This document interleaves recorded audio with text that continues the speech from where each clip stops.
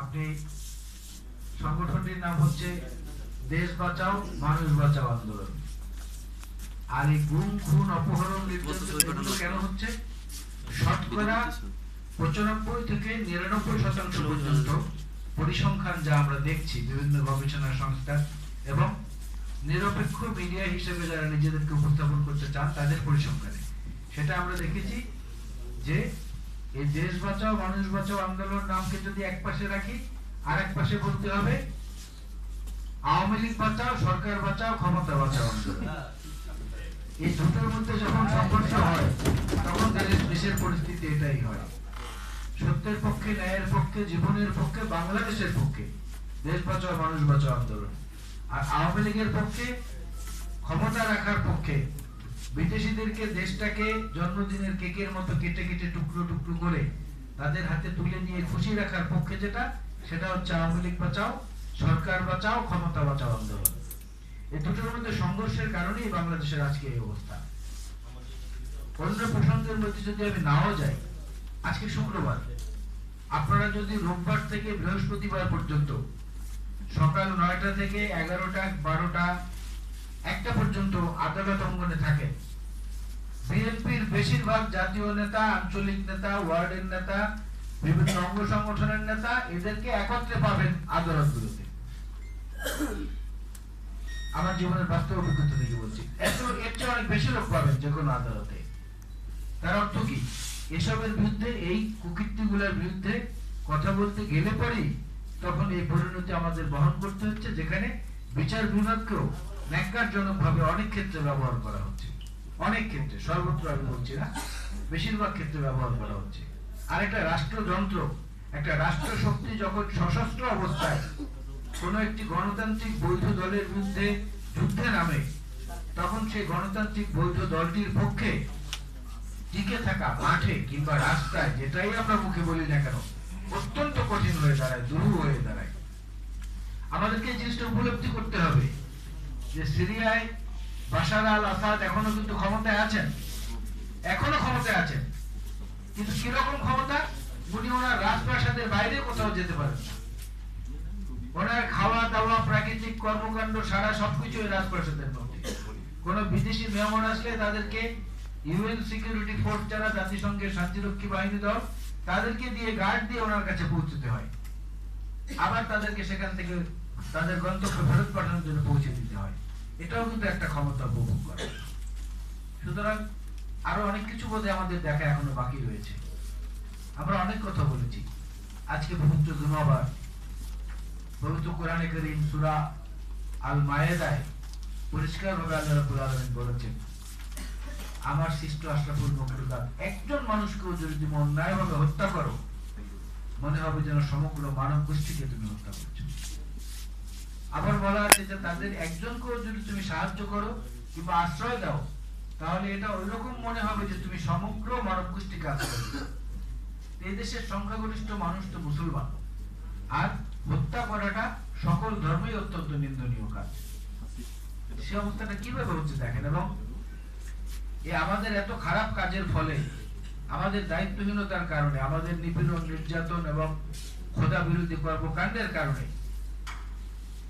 এখানে ফরিদ ভাই আছেন, সারোয়ার ভাইও সম্ভবত আমাদের বয়সে ছোট হবেন, ফরিদ ভাই আছেন, উনি মুক্তিযোদ্ধা একজন, এখানে একটু বয়স্ক যারা আছেন, একটু মনে করে দেখেন, একটু মনে করে 60, 65, 70, 75 পর্যন্ত, আমি 80 আগে যদি ধরি, বাংলাদেশ, পাকিস্তান, ব্রিটিশ আনডিভাইডেড ইন্ডিয়ায় কখনো কেউ এই ধরনের খবর শুনেছেন কিনা যে একদিনে বজ্রপাতে প্রায় 50 জন লোক মারা যায়?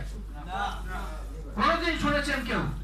আমরা ছোটবেলায়, আমাদের মধ্য বয়সে, আমাদের ছাত্র জীবনে, পরবর্তীতে কর্মজীবনে সর্বোচ্চ শুনেছি 2 জন, 3 জন, 4 জন, তাও সেই প্রত্যন্ত অঞ্চলগুলিতে, অরক্ষিত অঞ্চলে, যেখানকার মানুষ এই বজ্রপাত কিংবা আবহাওয়া সম্পর্কে অতটা অভিজ্ঞ না, জ্ঞান রাখেন না।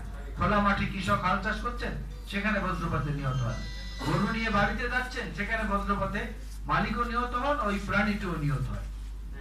কিন্তু অবস্থাটা দেখেন, আল্লাহর রহমতটা কিভাবে ধীরে ধীরে যেন বিলীন হয়ে যাচ্ছে, যে কালকে একদিনে কতগুলো মানুষ মারা গেল শুধু বজ্রপাতে, এবং তার মধ্যে ঢাকা শহরের যাত্রাবাড়ি সহ আরো কয়েক জায়গায় আছে।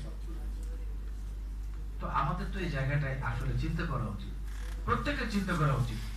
এবং এখানে অনেকে অনেক বক্তব্য রেখেছেন, কিন্তু শেখ মুজিব কন্যা হাসিনার জন্য আমার দুঃখ হয়। আমি তাকে সমালোচনা করতে আমার এখন খারাপ লাগে, তার জন্য আমার স্রেফ দুঃখ হয়, মায়া হয়। যত কিছু হোক, বাবা মা হারিয়েছেন, ভাই ছোট ভাই হারিয়েছেন, কথাটা তো সত্য, কিন্তু সেই লোকটা, সেই দলটা এই বাংলাদেশের স্বাধীনতার পর থেকে এখন অব্দির ইতিহাসে, রাজনৈতিক ইতিহাসে একমাত্র রাজনৈতিক দল আওয়ামী লীগ যারা টানা 7 বছর ধরে দেশ শাসন করার সুযোগ পেয়েছে। আর কেউ পায় নাই, কেউ না। শেখ মুজিবের আওয়ামী লীগও পায় নাই, বিএনপিও পায় নাই। এরশাদ পেয়েছে, সে সামরিক শাসক, সে বৈধ সরকার না। কেউ কিন্তু পায় না। হাসিনা প্রথমে এই সুযোগটি পেয়েছিল, কিন্তু খুব কষ্ট হয়, খুব কষ্ট হয়। যেভাবেই হোক, বৈধভাবে 2008 থেকে 2014 পর্যন্ত যে ক্ষমতাটা চালিয়েছেন, তার চেয়ে বেশি দানব আকারে এখন তারা ক্ষমতাটা চালাচ্ছে।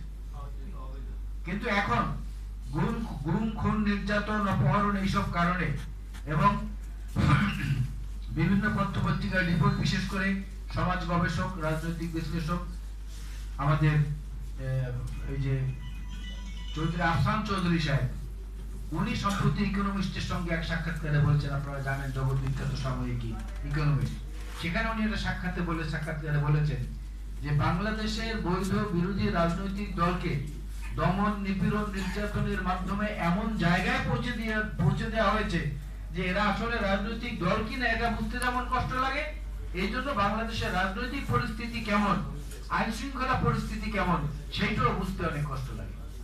তার মতো লোক এই কথাটা বলেছেন, অত্যন্ত বিজ্ঞ একজন সম্মানিত লোক, বিশেষ করে সাংবাদিক ভাইরা তার সম্পর্কে আমাদের চেয়ে আরো ভালো জানে। আপনি দেখেন, শুধুমাত্র ক্ষমতার জন্য কতগুলো নোংরা কাজ এমন ভাবে হচ্ছে যেটা প্রত্যেকটা মানুষের চোখে জল আসার কথা।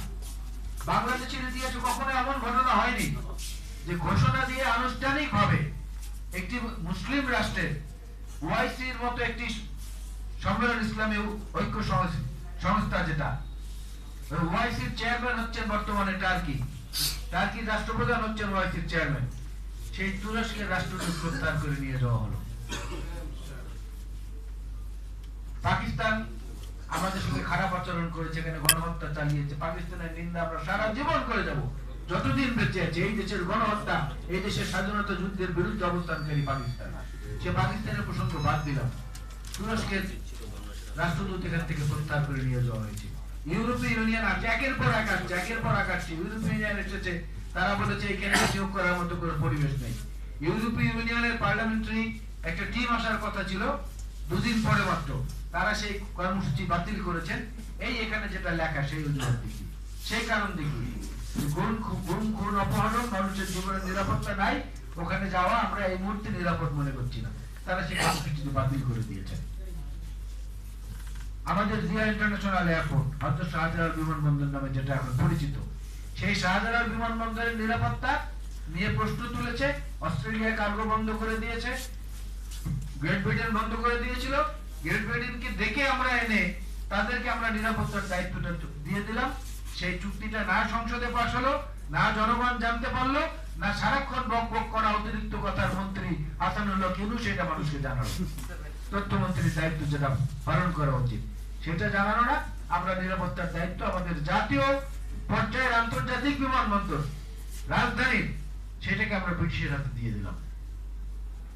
এখন উদাহরণস্বরূপ যদি বলি যে আরেকটি বড় যে কোনো রাষ্ট্র যদি এসে বলে যে তোমাদের চট্টগ্রাম সমুদ্র বন্দরের নিরাপত্তা তোমরা রাখতে পারছো না, ওই নিরাপত্তা আমরা তোমাদের সঙ্গে জাহাজ চলাচল বন্ধ করে দেবো, তাহলে আমরা চট্টগ্রাম বন্দর তাদেরকে দিয়ে দেবো? এই সরকারের ভাবখানা তো তাই।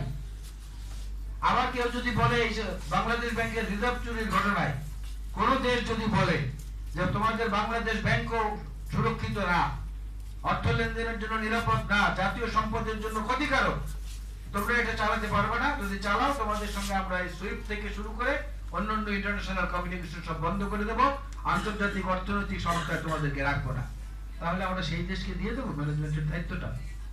যদি প্রতিবেশী